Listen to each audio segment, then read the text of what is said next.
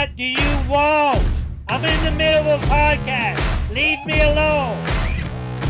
This guy who really is, I think, a bad guy. Russell, I think you are a bad guy. I'm not going to sit here and tell you what you want to hear. I'm going to tell you what the truth. I don't want him knowing where I live. You can hate Russell, but one thing you cannot take from Russell is his ability to play that game.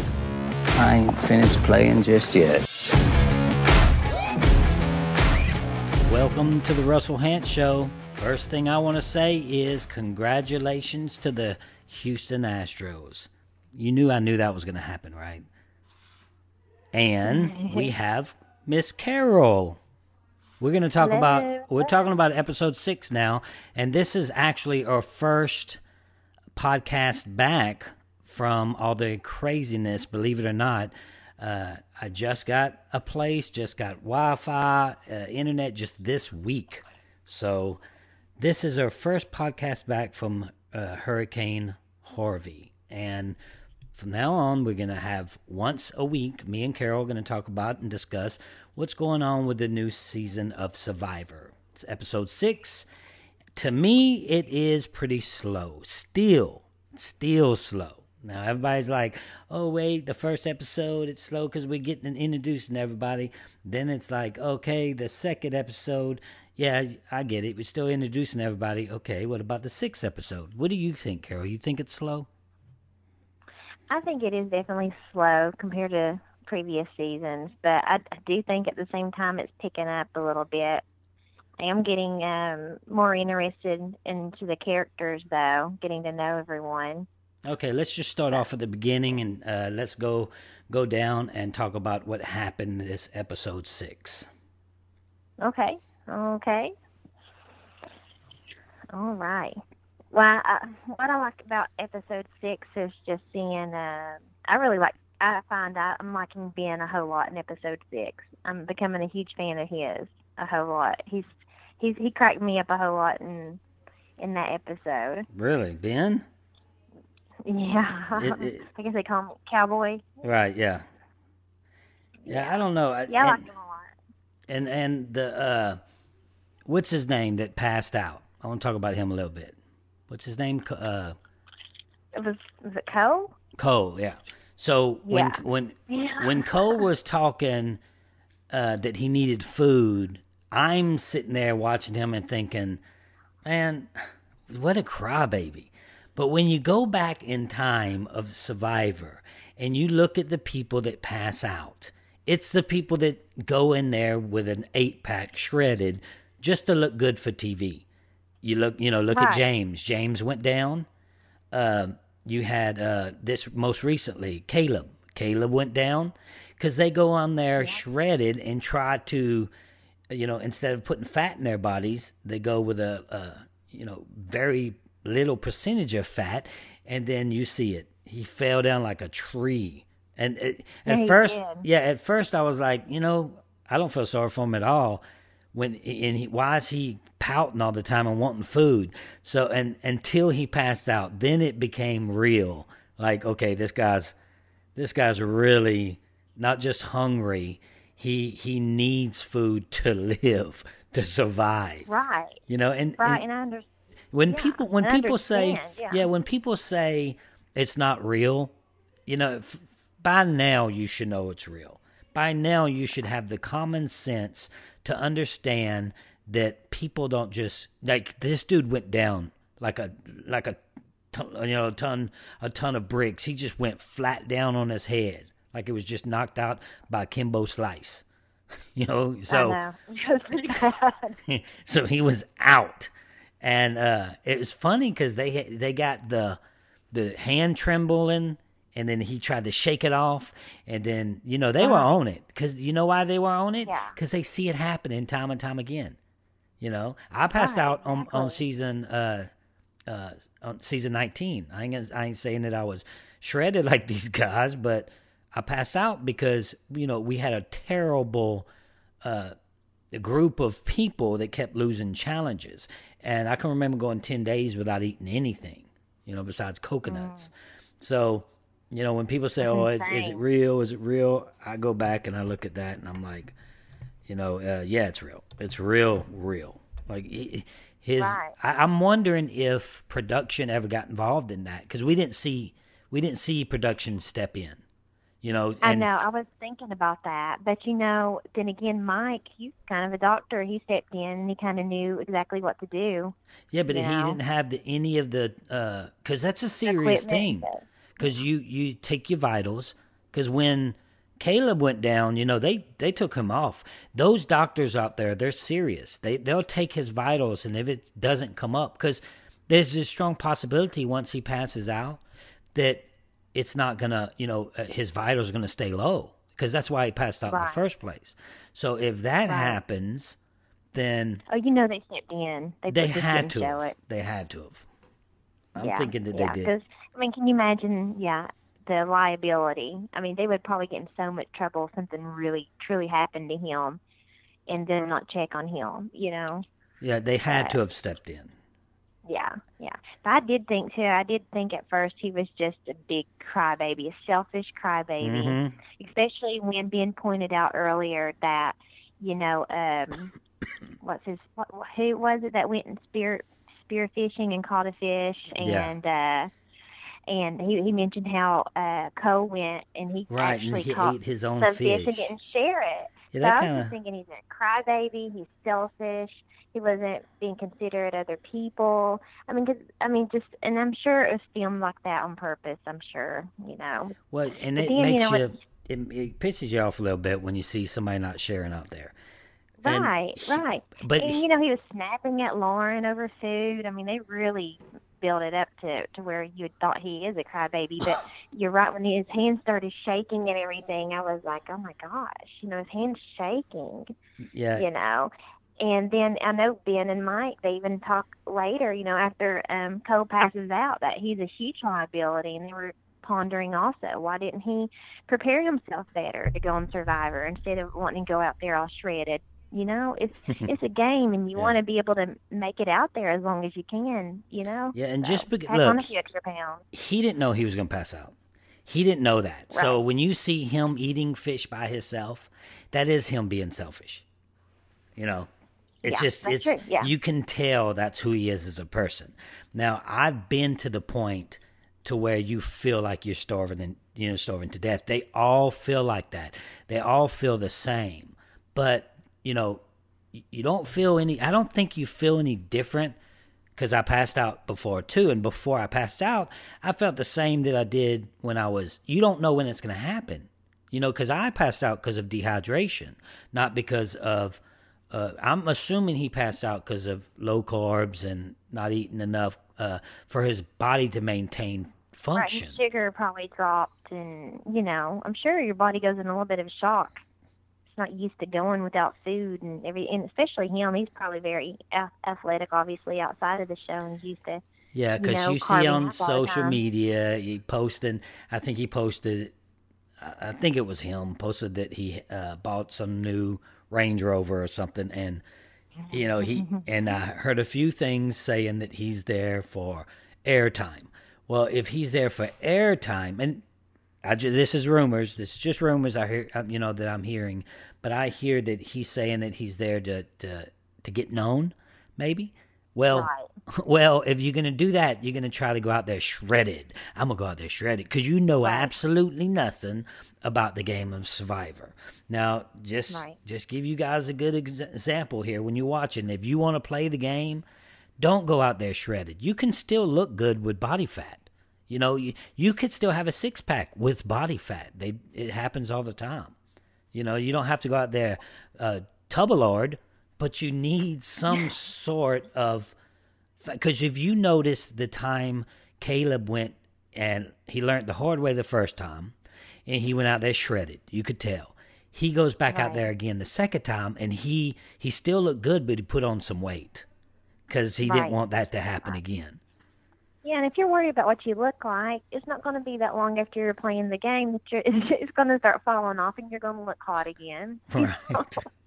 Right. Everybody's looking hot. hot. Those transformations. Yeah, I like the transformation. It is. Anyway. It's weird because this is weird. This is really weird. I seen a clip of the fisherman. What's her name again? The fisherwoman. Lauren. Now, and I apologize, guys, for not. I literally just got a Wi-Fi and cable. Literally just got it. So I'm trying to catch up with Survivors. So it's going to be just like I'm learning everybody's name for the first time. So I apologize right now that I'm not going to know the cast extremely well right now, but we'll get back to it. So, but Lauren, yes, I seen a picture of her and I was thinking, oh, well, she might be cute. So I don't know.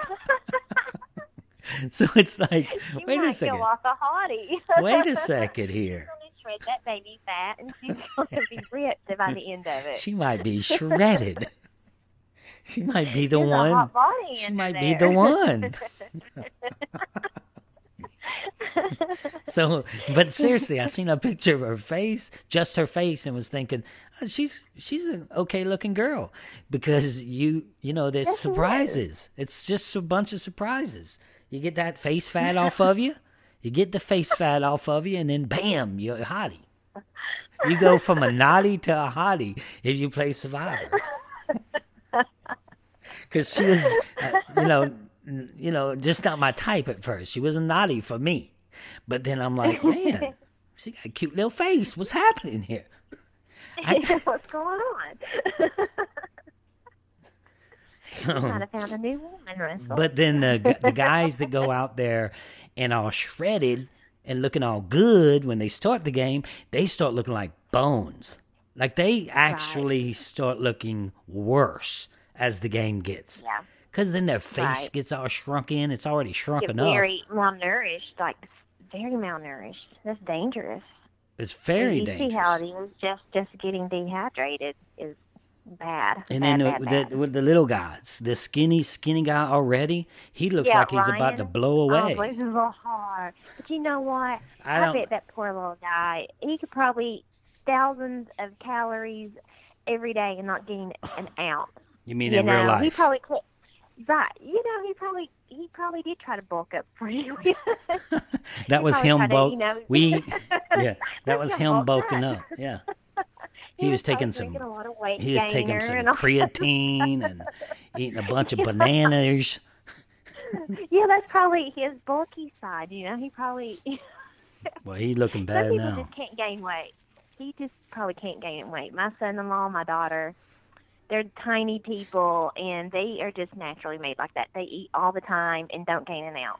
Yeah, so, believe it or not, James. He's probably like that. James was like that. Shredded James always ate whatever he wanted, donuts, everything, and he stayed with an 8-pack. It was just ridiculous.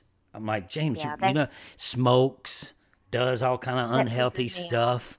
It's just a gift. That pisses me off. I'm jealous. That's a gift from God. A gift straight from God. And it's I can look at a hamburger and gain 10 pounds. Yeah. I'm with you on that. So we have Joe running around again. And Joe, again. He's growing on me a little bit. He is? Is he growing on you because he's losing weight? No. You mean because he's getting good at the game. I gotta say, he's playing. He is playing the game. He's playing the game. Yeah. The thing is, nobody. It looks like nobody really plays the game that much when it comes to you have a clue that's stamped on the tree, probably been stamped there since you've been there, and I don't know. I don't know how they do it, but anyway, it's right there on a tree, right? He plays it cool. And he finds it again because he looks. Yeah. Nobody. He's thinking. And I know sometimes I say, hey guys, what are you doing? People are going to see you looking, you're crazy. Yeah, I do say that. But you can look without people knowing what's going on. Joe finds the clue, then he waits. Him everywhere. He has the patience to wait at night when everybody's sleeping to go dig it up, which was extremely important. Smart boy. Yeah. Because they could have probably just been thinking, oh, he's just going to go, dig a hole to poop, Right.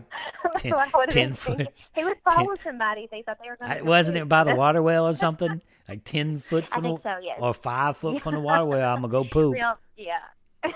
You have a designated area to poop. Oh, Look, okay. It's not, and it's not. It's not made near the water. It's not made by production or anything. You make it, and then you call it. What do they call it? Coconut Grove. Oh, Lord. so that way, production don't have you saying, "Hey, I'm going poop." You're saying, "Hey, I'm going to Coconut Grove." Like, oh, Lord. That's for real. That's really what they do. Like, and another little thing that y'all can give you a little inside info. When they say I'm going for a walk, they're not going for a walk. They go and do an interview. So they don't say, "Hey, I'm going to do an interview," just in case. Just in case something goes down while they're saying it, they want to be able to air that time. So sometimes, every once in a while, you hear them say, "I'm going for a walk," and then something happens. But what they're really doing is going to do their interview, sit-down interview with production. Oh, okay. It's cool, ain't it? A nice little inside So I give you another poop story. While we're talking about Joe, I'll give you a poop story. Okay. I was embarrassed. That's why this never aired on television, because I wasn't about to let it air on television. So someone, I don't know who it was, probably Sandra, someone went outside of their Coconut Grove lane and pooped elsewhere, okay? Because I'm sitting there in the middle of the night. It was Heroes versus Villains. I'm sitting there, and they show me digging. Well, I dig right into the poop. Oh, my God. I knew it was poop, because obviously you could smell it. And the production is right there. The camera's on me. They would have loved to got me with a handful of poop. But I was like, I ain't saying nothing. It's one of them. And you're thinking Sandra did it. It's one of them. Yeah, I touched Sandra's poop. It's one of those things when you're in a crowded elevator and you fart and you just don't want to, and it stinks the whole elevator up, and you don't want to say it's you, right? You're just silent. So when I touched the poop, I don't know how did you hide it? That's all I want to know. Oh, I just kept, I moved over and just started digging in another hole where I could actually start cleaning my hands with the sand. Oh, my God. So the production was the people in the elevator. Caught with his hands in somebody's poop. That's pretty disgusting. And then I went and ate a papaya. After you washed your hands. Yeah, with the sink that they have out there with the soap and all that good stuff. You got to realize, you wipe your butt with leaves. God didn't make leaves to wipe your butt with. So as you're wiping them, the leaves are going to break. You're gonna be wiping your booty, and the leaf is going to crack, and you're going to find your hand where God doesn't want it to be, didn't intend it to be, and then your own poop on your hand. I mean, it doesn't matter how cute you are, and it doesn't matter how beautiful you are, what kind of body you have. At one point in time, you had a shitty hand. You're going to get poop on your hands. You're going to get poop on your hands. You're going to get, you had a shitty hand. Yes. So anyway. These are important facts for people who want to play Survivor. They need to know this. Hey, I was an idol finding king. Also, I found some poop. A poop finding king. I found some poopy. The reason I found the poop is because I looked at every single area on that island. I'm looking for that idol. I'm finding it. Coconut Grove or not, I'm finding it. At first, I thought that they can hide it anywhere. Matter of fact, my first, I was like, man, first season 19, man, they can hide these things anywhere, right? And they were like, no, man, we ain't gonna hide it in the Coconut Grove, the shitty area. That's what they're talking about. So what I did when I found my idol, for me to hide it from everybody else, I hid it at Coconut Grove where I knew they wouldn't go digging. Well, shit, that's where I'd hide it. Hell yeah. Hell yeah. You don't want somebody to go digging, because what happened one time, I know we're getting into a bunch of stuff, but this is interesting, fun stuff. So what happened one time, I put it close to the beach, and production came up to me and said, "Oh, where'd you put your idol?" And I said, "Oh, I put it by the beach." And she's like, "Are you sure it's not going to wash away?" And I'm like, "No, I got it a good little a ways away." And she said, "Are you sure?" And I said, and the way she told me, I'm like, I better go look at it. Oh, no. When I went to look for it, it was out in the open, about to wash away. Oh, no. And the thing is, yeah, production can't allow that. I mean, I guess they can, but they don't get it on camera. They don't have it washing away. You know, they don't get none of that. If the camera's right there watching it, you know, and it just wouldn't have made for good TV. So, right. So what I did, so I didn't know, I really didn't know. I was like, well, where am I going to put it? You know, you can put it anywhere, but I was so paranoid that I wanted to make sure that I put it in an extremely good place. You know, because anybody can go looking for an idol again, just dig in and find it. So that's when I put it by the poop house. There you I think it's perfect. So I got it under control now. Nobody's gonna go digging. Now. The only problem is if you go digging, the poop, then you dig it up and you find an idol. I just put it in the most populated poop area. Okay, that's enough poop talk. Yeah. All right. So what happens? What happens? Joe finds the idol again at night while everybody's sleeping, and this time he says he's not telling anybody anything. Yeah, he's found two. Yeah, at two different camps. I mean, he's playing. You know, I got to say, I did not like him in episode 5. I just didn't like him. Why? But you know, by episode 6, I was like, wow, he's starting to be a good player. Kind of like how I thought about you. I thought you were the biggest asshole in the world in season 19.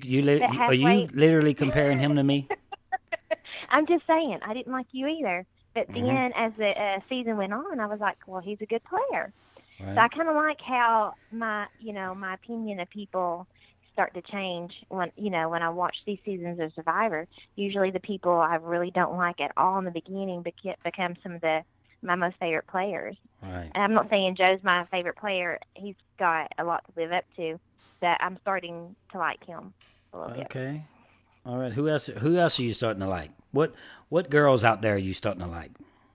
Well, I still like Jessica, not just because she's from Kentucky, but I really think she's well, I don't know, though. I'm pretty disappointed in her, though. She's starting to fall back head over heels for Cole, and I am not a fan of Cole. I think Isn't she older, too? He's like a rock. He's older than him. She's older than him. She's an older woman. Not that old, though. She's not that old. She's not that old. Well, I know, but she can't see the basic, the same LA style douchebag standing in front of her. Well, now, nothing. I don't know the guy personally. She's lacking a lot of life experience, though. She's still a virgin too, so she's probably got this really romantic type of she's still a virgin. Yeah. idea of what love is. And here's a hot guy, but he betrayed her already. You think that she would lose her virginity to Cole? Do you think? Oh God, that would be the biggest mistake of her life. Not. She already has. So if she's listening, which she probably is, she knows now that it's the biggest mistake. But I'm not saying she did, because you don't know if she has or not. But I'm just saying. And if they're happy right now, they could be. They said that. Remember when Corinne and them were talking about? Max was talking about three of the contestants came into a party and they were dating. Yeah. I'm wondering if those two were one of them. It could be. Because he's into her, too. Well, she actually is 29 years old, so never mind. She's 29, so let's see. How old is Cole? He looks way younger. Way younger. Like 22 I'm looking at or so? 24. No, he's 24. So that's 5 years not bad, difference is not too bad. Not too bad. But you know, got. I think right now though, I think if she can just separate herself from Cole, I think she has a good shot at the game, making it really far. But she gets so wrapped up in Cole, somebody who he can't keep his damn mouth shut. You know, she's just not. She's going to get out. She's going to get voted out before too long. Well, he's going to go before her. Cause I hope he does. He's going to have to go before her. I mean, they just showed that the merge is about to happen.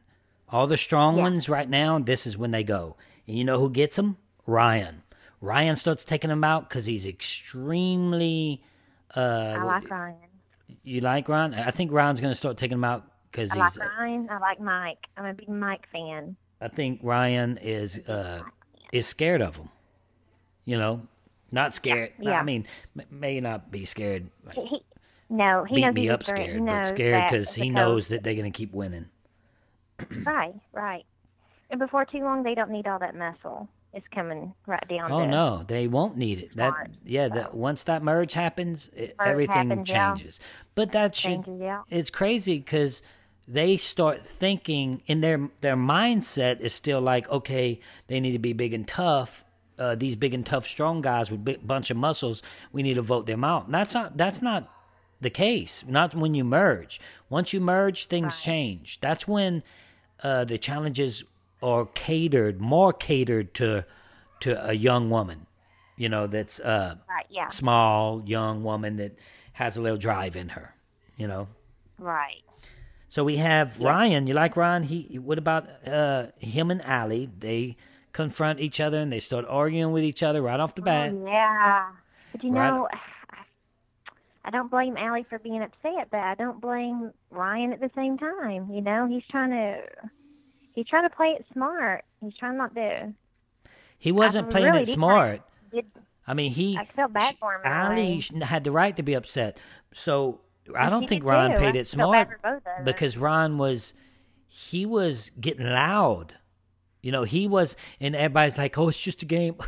I love it when they say, oh, it's just a game. It's just a game. It's just a game, man. Everybody's pissed off more than they've been pissed off in their entire life sometimes. And it's just a game. Hey, man, it's just a game. Don't worry. It's just $1 million that could change your life forever. Maybe for the good, maybe for the bad. Who knows? But it's just a game.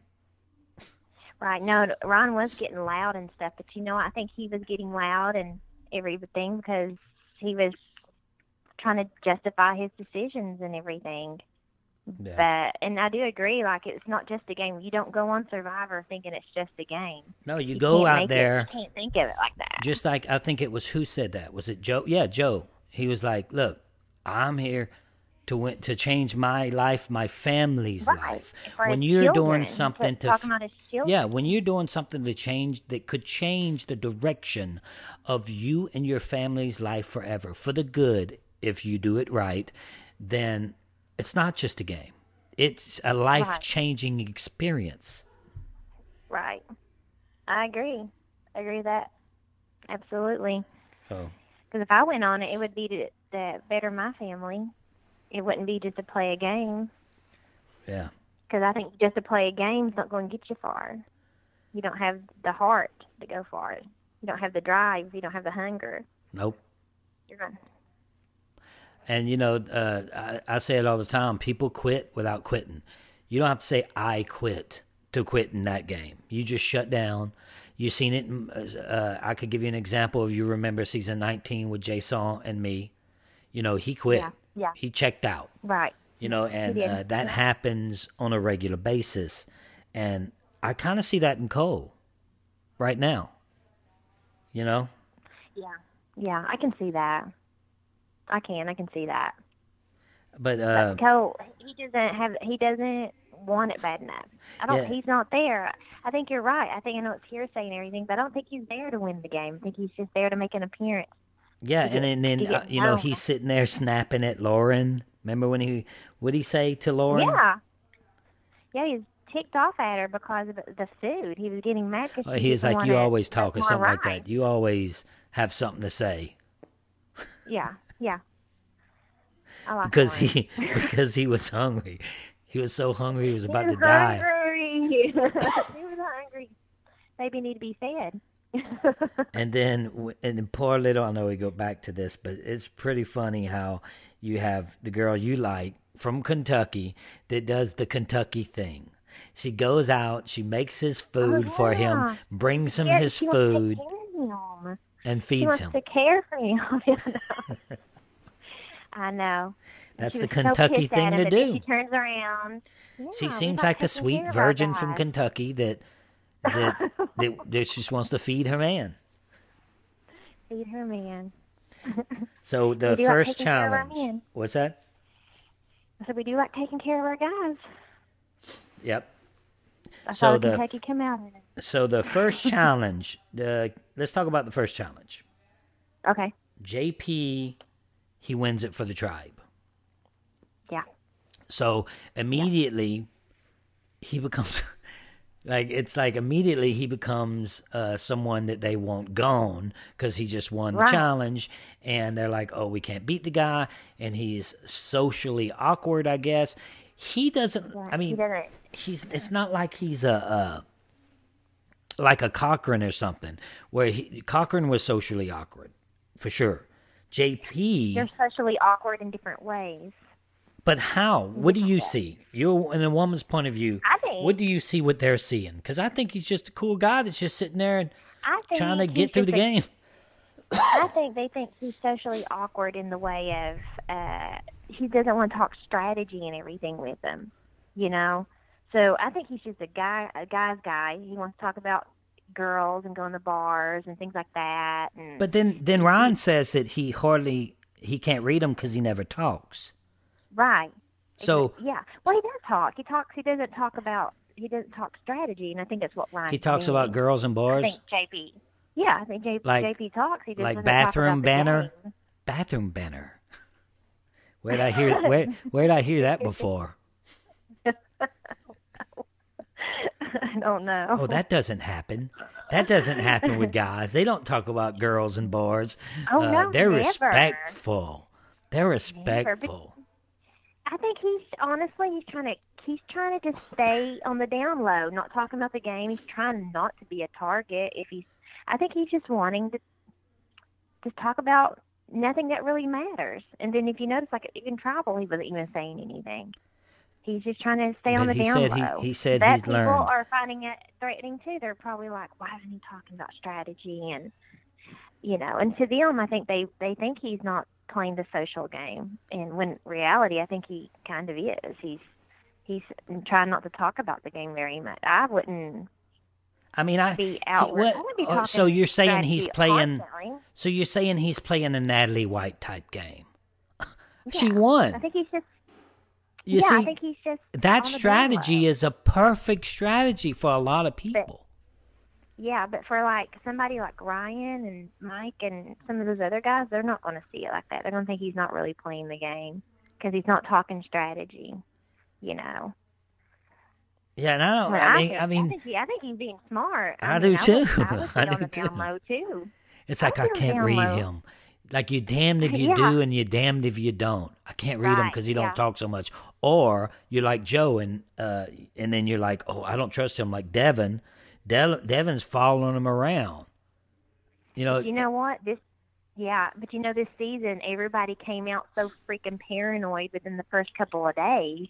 I mean, I don't think anybody has a real fighting chance. Everybody's going to be paranoid at everybody for the rest of the game because they were from the very beginning. Yeah, and you see how the reason Devin's following Joe around is because he doesn't trust him, and Joe knows it, and Devin knows it. So at the end of the day, those type of people you either have to get rid of, or they're going to get rid of you.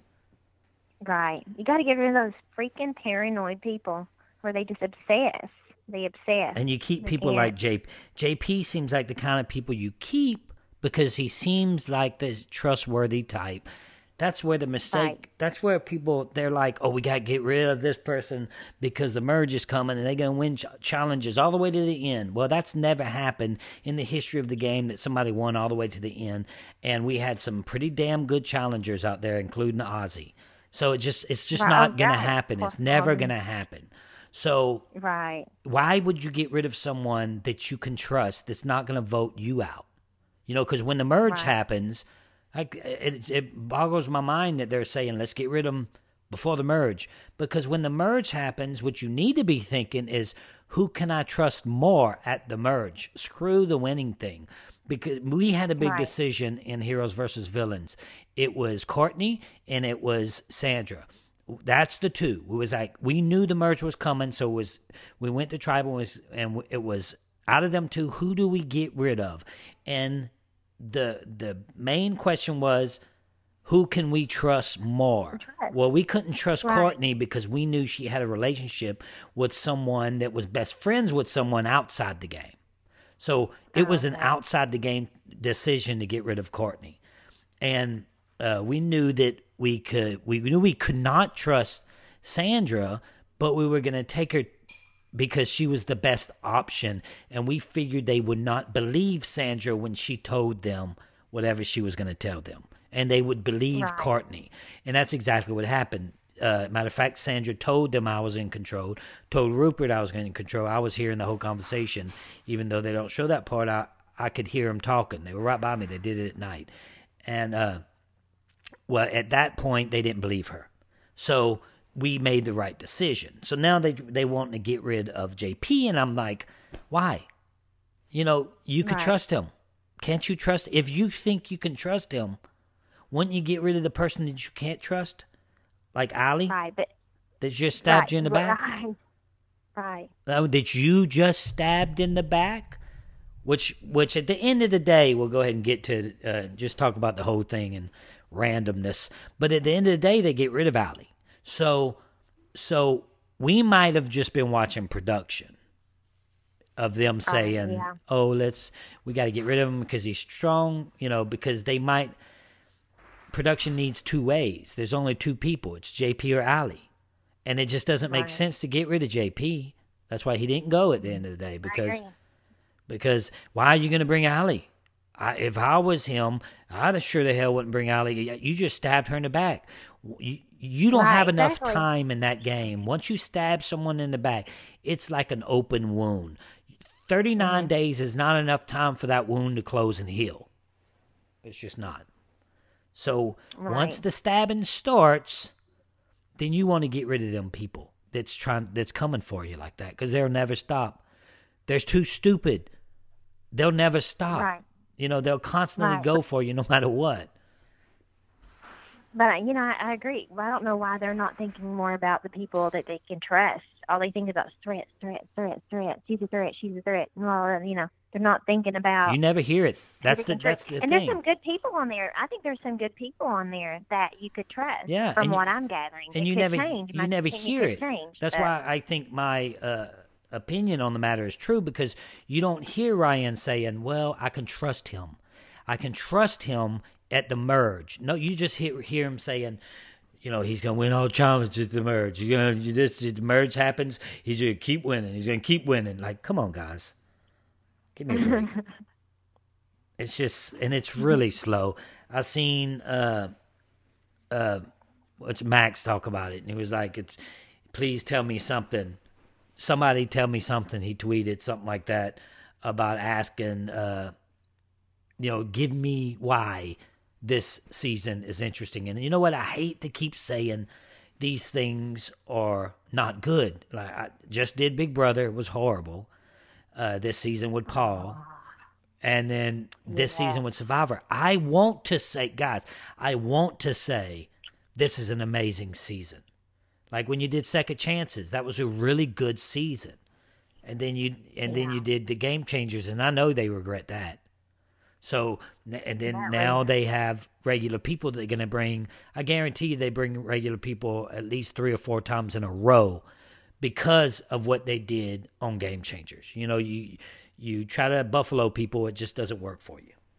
You know? Right, exactly, yeah. So exactly. I want to say it. You know, I want to say, hey, this is a really good, because we watched Australian Survivor, and it was amazing. And the whole time we're like, man, this is really good, really good. Yeah, their challenges were crazy good. Like, I was nervous watching it, and I don't get nervous often. So I'm nervous watching as it goes. That's how the season should go. That's how they used to be, but it's not like that anymore. I mean, you have Joe finding 2 idols. That was a big deal back in the day. Now it's like, he finds 2, they move on to. I know. It's like it's not a big deal. It's so crazy because I was like, wow, he found 2. That's awesome. That's awesome. Good for him. They just move on to homegirl feeding. No, they don't do it. I don't know what order they went in, but yeah, it's not. Homeboy eating his fish, and his fish keeps dropping in the fire. It's like, yeah. That was that's the footage we get. That's the footage we get. I like that. You didn't have time for footage like that when we did Heroes and Villains. You just didn't. I kind of liked it though because I was laughing. I was like, that is so funny because it was a little different. It was a little different. But you're right.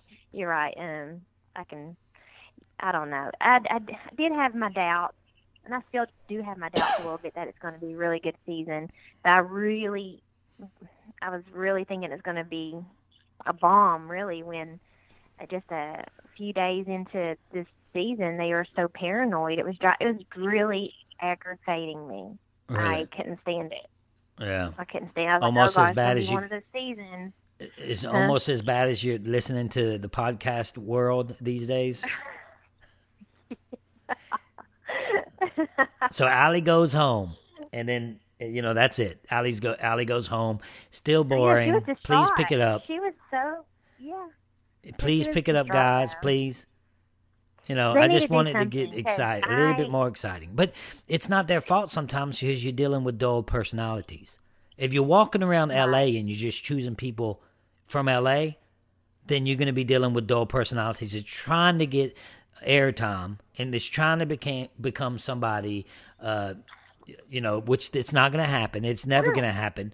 It very rarely happens to where it never happens, let me rephrase that, to where you play Survivor and all of a sudden you're a movie star. But you know what, too? I think one reason Survivor has got more dull, and I could be wrong, but I liked Survivor in the earlier days, and I think it's because I do think social media has killed a lot of these shows. Everybody wants to get social media. I just did a podcast on that. Did you hear my last podcast? Yeah. Did you agree with that? I did. If you guys ain't heard it, it's my last podcast. I did it with a fan.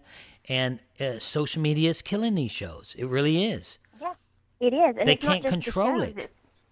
It's different things, too, not just like on TV. It's just different things that social media is killing. It's just killing because all these people, they want to get social media popular. It's all they care about. Yep. It's all they care about. And I think Survivor, for an example, should try to steer clear of people like that. They should just get some people on there that's wanting to play this game to change their life and everything, not to get social media popular. Right. Casting, they just stay over there. What casting needs to do is start reviewing their tapes. Start going by. They have never, probably the first couple of seasons, probably not even then, but I guarantee you they have never went through the tapes that they get sent in applications that they get and actually only pick from that. Only pick from an application. You probably have 10,000 applications. I was told personally by one of the casting people that they don't even really ever look at the videos. They only look at the applications. Just every now and then they may look at the videos. You see, they got people out there, that's given up because they know they don't even, I don't live in L.A., I don't live in New York. Somebody will be walking around and see me. That's very slim to none chance that you're going to have to get on any of these shows. But if they go back to the roots and go back to applications, you're going to have a hell of a season because I can guarantee Australian Survivor did that. Because you could tell by the cast, you could tell by how they played. And if you guys, if you want an interesting season, go check it out. It's amazing, really is. Yeah. So if they went back to the roots and went back to applications and start, they think that they need tits and ass. They think they need these good, great looking people walking on the beach. They don't. They don't need that. I mean, it's good. Yeah, it's good to see a pretty girl and a good-looking guy. I get it. But people like the gameplay more than they do that. Right. You know, I am probably one of the most strategic players to, arguably that ever played the game. And I'm not no 6'3" beauty queen. I mean, I'm a damn good looking guy though. I'm just not a beauty queen. Yeah. Yeah, that's for real. That's for real. No, they need just interesting people on there. They need real people. They need real people who want to change the game. Not, change the game in some big way too. If they did that, what I say, then it would put energy into that season that would last another, 4 or 5 episodes. That's what they need. They need a boost. Right. But you know what? I think they're getting ready. I just would not doubt a Survivor's getting ready to be shelved. I was watching it. I mean, how many more seasons do they need? Listen, how many more chances do they need? I was watching it.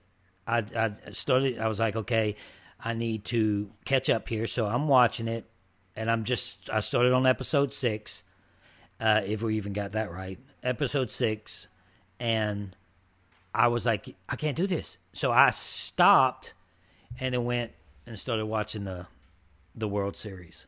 I mean, it's boring. And this world, I mean, I was like, I can't do it. I can't do it. I can't watch it.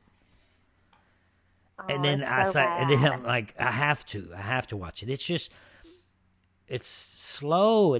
I feel like we're in the first episode or the second episode. It doesn't feel like that we are rolling up on the 7th episode. Yeah, and normally if I really like a season, I'm telling my brothers about it. Like, guys, you got to watch this. This is great. You're going to love this season. Yeah, that's how they get episodes in, and I've yet to tell my brother, who's one of the biggest Survivor fans, to make sure he watches it. I'm hoping. He's been so busy with work, I've not even bothered him with I'm hoping that it changes. I'm hoping that it gets better.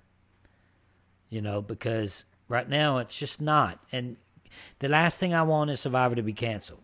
I mean, I do a podcast. You never know. I might get the opportunity. I might be the right time. I'm not saying that I'll ever play again, but you never know. That opportunity might come, but it won't if it gets canceled. No, I love Survivor. I would really be sad, like really sad if it got canceled. Right. But I wouldn't be surprised. That's why I get pissed, because they need to do something, and they're not. What they're doing is they getting game changers. They call in game changers. They have people like Sarah coming back. It's like, what? And Caleb. I like Caleb. He's a good guy. Seems like a real good guy on social media. But he's probably with me saying, what? Why?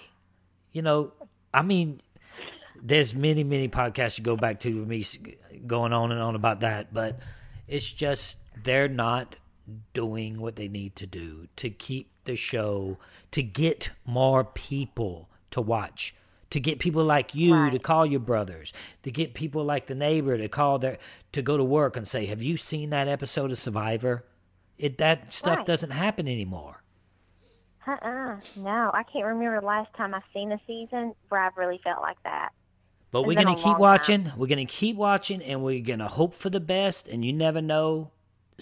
Episode 7 might be the most explosive, interesting episode ever in the history of the game.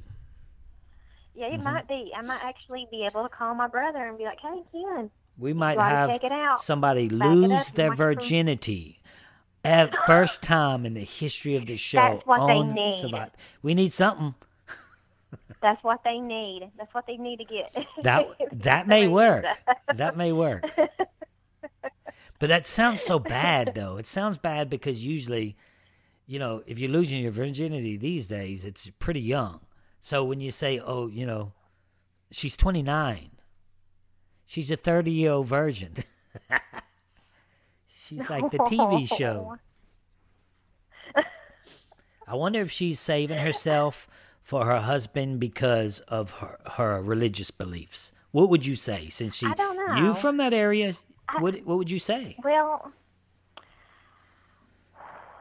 I'd say it's probably what it is. It's probably religious beliefs. And, she's wanting, I'm hoping she's wanting to save for her husband. Right. Is she a Democrat or Republican? I'm a fashion girl. Huh? Is she a Democrat or Republican? Republican. Did she vote for Trump? Yes. There you go. You see? I believe you know because you're from the same area. If somebody would ask me... I'm from the same cloth as Jessica. Yes. So I'm like, I applaud her. Right. I applaud her belief. So, I applaud her that remaining a virgin. So you're divorced now, right? Correct? Mm-hmm. Were you a virgin when you met your husband? Yes, I was. So you married him, and he was your first. I married him. I was with him for 20 years and was with him for 23. See, there you go. I was a virgin and you're Kentucky. Met him. It's the Kentucky water, Yep. I'm telling you. Oh, you're going to have every guy around here move to Kentucky now. We got some beauties here. We got some beautiful women here. Yeah, what was that? Jeffra, she was beautiful. Yes, she was. She is. She still is. Yeah, she still is. She has 4 or 5 kids now, huh? Yeah, we got beautiful boys She ain't a and virgin girls no here. more. Even Caleb. Caleb's from... Wait, is Caleb from Kentucky? Yeah, he's from Kentucky.